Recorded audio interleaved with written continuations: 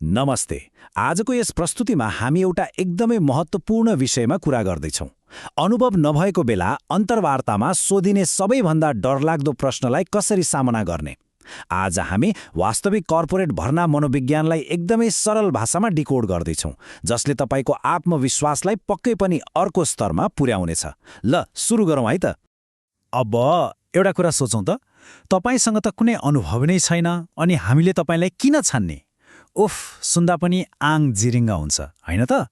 यो एउटा यस्तो प्रश्न हो जसले भर्खरै कलेज सकेकाहरू र आफ्नो करियर ट्रान्जिसन गर्न खोजिरहेकाहरूको सातो लिन्छ। सुन्दा यो प्रश्न एकदमै कठोर लाग्न सक्छ, तर विश्वास गर्नुहोस्, यसलाई सही तरिकाले बुझ्न सके यो तपाईँको लागि एउटा उत्कृष्ट अवसर बन्न सक्छ। तपाईँलाई एउटा रमाइलो तथ्याङ्क भनौँ, 60% हो 60% रोजगारदाताहरूले नि अन्तर्वार्ता सुरु भएको पहिलो 5 मिनटभित्रै आफ्नो मनसाय बनाइसक्छन्। यसको मतलब के हो भने सुरुवाती प्रभाव वा फर्स्ट इम्प्रेसन कति शक्तिशाली हुन्छ भन्ने यसले प्रमाणित गर्छ। मानव मनोविज्ञानमा हामी यसलाई एङ्करिङ बायस भन्छौँ। अर्थात् सुरुमा तपाईँले जे प्रभाव छोड्नुहुन्छ त्यसैले पुरै अन्तर्वार्ताको दिशा तय गर्छ। मैले विगत 20 वर्षभन्दा बढी समयदेखि भर्ना र करियर कोचको रूपमा काम गर्दै आएकी छु र म तपाईँलाई एउटा भित्री कुरा भन्छु। जब अन्तर्वार्ता लिने व्यक्तिले अनुभवको बारेमा सोध्छन् नि, उनीहरूले शाब्दिक रूपमा तपाईँको पुरानो जब टाइटल मात्र खोजिरहेका हुँदैनन्। उनीहरूको लुकेको अर्थ भनेको के यो उम्मेद्वार हाम्रो कम्पनीको संस्कृतिका लागि उपयुक्त छ, के यसले छिटो सिक्न र दबाव झेल्न सक्छ। उनीहरू वास्तवमा तपाईँको सम्भावना जाँच्दैछन्। तर विडम्बना के छ भने धेरैजसो आवेदकहरू यहाँनिर एउटा ठूलो पासोमा फस्नुहुन्छ। मलाई एउटा मौका दिनुस्, म धेरै मेहनत गर्छु। यस्तो बिन्ती गर्ने, आफ्नो जीवनको सम्पूर्ण कथा सुनाउने वा अनुभव नभएकोमा धेरै माफी माग्ने गल्ती बिल्कुलै गर्नु हुँदैन। यसरी बोल्दा तपाईँको आत्मविश्वास एकदमै कमजोर देखिन्छ र अन्तर्वार्ता लिने व्यक्तिले तत्कालै चासो गुमाउँछन्। त्यसो भए यसको अचूक अस्त्र के हो त? समाधान एकदमै सरल छ। ट्रान्सफरेबल स्किल्स, अर्थात् जुनसुकै ठाउँ वा परिस्थितिमा सिकेका भए पनि नयाँ काममा मजाले प्रयोग गर्न सकिने सिपहरू। कुनै विशेष कामको पदवी नहुनुको अर्थ तपाईँसँग समस्या समाधान गर्ने क्षमता वा सफ्ट स्किल्स नै छैन भन्ने पक्कै होइन नि। यसलाई यसरी हेरौँ, तपाईँको दैनिक जीवन वा शैक्षिक अनुभवले नै महत्त्वपूर्ण कर्पोरेट सिपहरू निर्माण गरिरहेको हुन्छ, जस्तै जानकारीको विश्लेषण गर्ने, लक्ष्य निर्धारण गर्ने र रणनीतिहरू बनाउने कुराहरू। रोजगारदाताले खोज्ने मुख्य कुराहरू यी नै हुन्। त्यसैले यी सिपहरूलाई तपाईँले आफ्नो सबैभन्दा बलियो पक्षको रूपमा प्रस्तुत गर्न सक्नुहुन्छ। अब यी सिपहरूलाई कसरी सही तरिकाले भन्ने त? यसको लागि स्टार विधि सबैभन्दा उत्कृष्ट र भरपर्दो संरचना हो। यसले तपाईँको कुरालाई एउटा आकर्षक व्यावसायिक कथाको रूपमा ढाल्न मद्दत गर्छ। पहिले परिस्थिति बताउनुस्, त्यसपछि आफ्नो जिम्मेवारी, तपाईँले चालेको कदम र अन्तमा त्यसले ल्याएको राम्रो परिणाम। अनुभव नभएकाहरूका लागि यो एउटा गेम चेन्जर नै हो। ल हेर्नुहोस्, यहाँ एउटा छोटो तर निकै शक्तिशाली स्मार्ट उत्तर छ। मैले विश्वविद्यालयमा पढाइ र भर्ना कार्यालयको काम एकैसाथ सम्हाले। सुन्नुहोस् त, यो कति मिठासपूर्ण र प्रोफेसनल छ। यसले म मेहनती छु भनेर हावामा दाबी मात्र गरेको छैन, बरु स्पष्ट उदाहरण दिएर मल्टिटास्किङ गर्न सक्ने कुरा प्रमाणित नै गरिदिएको छ।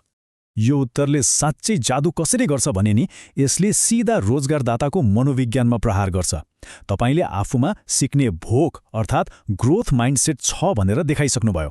यसले समय व्यवस्थापन प्रमाणित गर्छ र सबैभन्दा महत्त्वपूर्ण कुरा, यसले माफी माग्ने कमजोर मानसिकतालाई पुरै हटाइदिन्छ। यो सुन्ने बित्तिकै अन्तर्वार्ताकारलाई लाग्छ, हो, यो व्यक्ति मौकाको पूर्ण हकदार छ।